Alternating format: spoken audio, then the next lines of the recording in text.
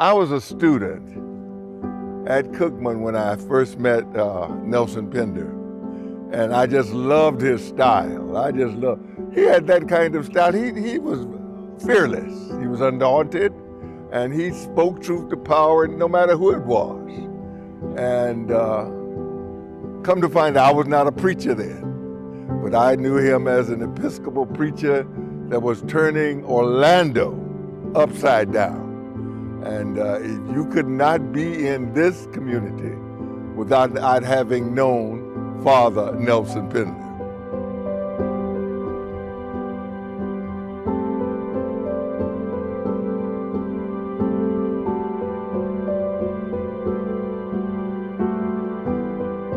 He went to seminary at Nashada House, and he was assigned here.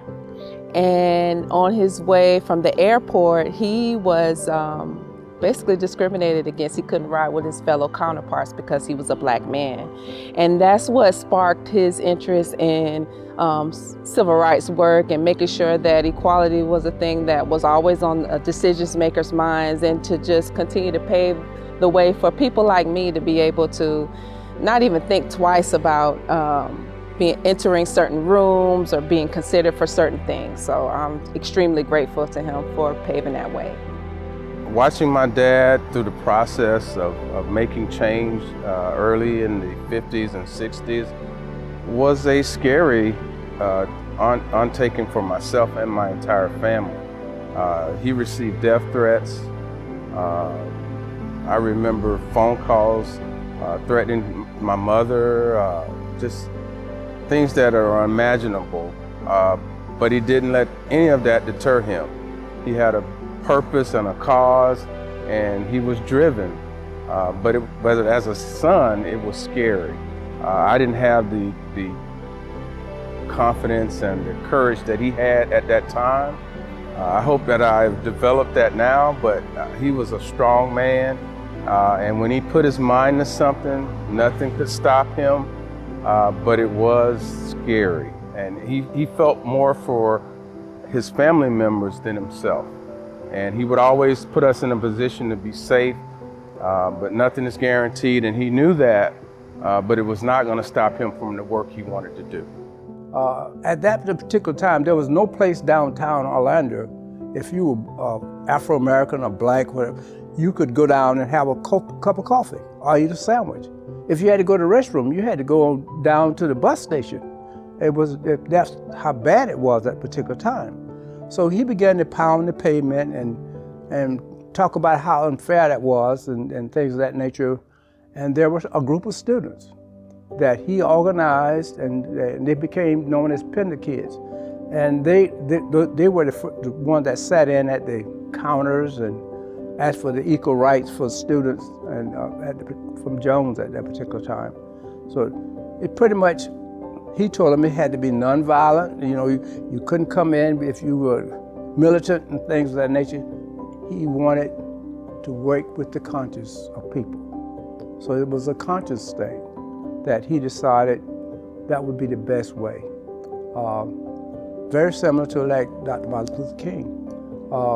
It was, hey, people have hearts and people have souls, and he's a soul saver.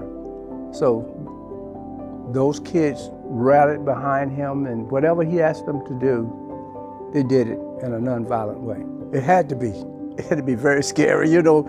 And really, there were apprehensions among some of the students, but they were able to do it, and my hat's off to them, because they really opened a lot of doors for a lot of people and a lot of students.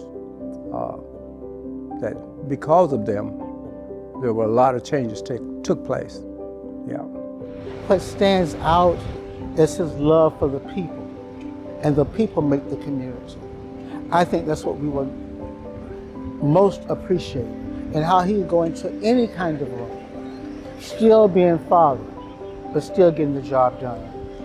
He had respect on the streets. They referred to him as the street priest. And that's why I suggest that we be at this place, because right behind me is where he walked back and forth, looking at people, looking at the conditions that people lived in. A block to us is where the church was before they moved to the present site. And across the other side of the street is the monument named after him, Pinder's Kids. So even though he had moved from Parramore, he still made so many contributions in Parramore that made the life and quality of life so much better for so many. So Father Pinder's legacy with the city of Orlando is being the street priest that we know him as, always fighting for what's right. We have a lot of people that believe what's right. They may not take that extra effort to stand out on that corner to make sure that everyone is doing what's right. But he was not shy about demanding that, again, we live harmoniously in this community, that everyone has an equal opportunity for success. He spoke out about it. We had to share him with his family because he helped so many people in this community have a better opportunity. If you needed a job, he's going to talk to the top person to make sure to provide that recommendation for you to get a job. I mean, that's the kind of person he was. He believed in everybody had the opportunity to be successful, and he would do whatever he could to make that happen.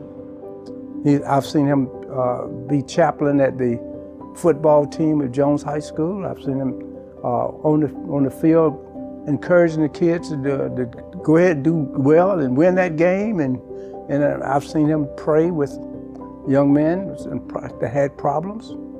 I've seen him go to the penal system and work with inmates, pray with them, talk to them.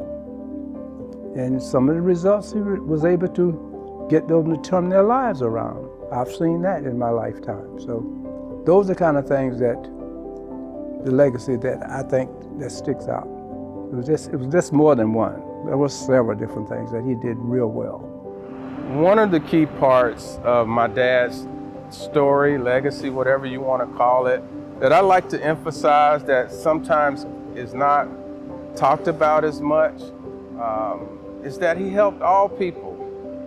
He didn't care what race, what color you were. One of his sayings was, I don't care if you black, white, pink, or stink. He's gonna help you. And people will get a chuckle out of that, but they've heard him say that phrase before. And he meant that. So I just wanna, as we put a bow on his legacy, I just wanna emphasize that it just wasn't one race he helped. He was a people person, and I mean all people. And I'd like that to be told.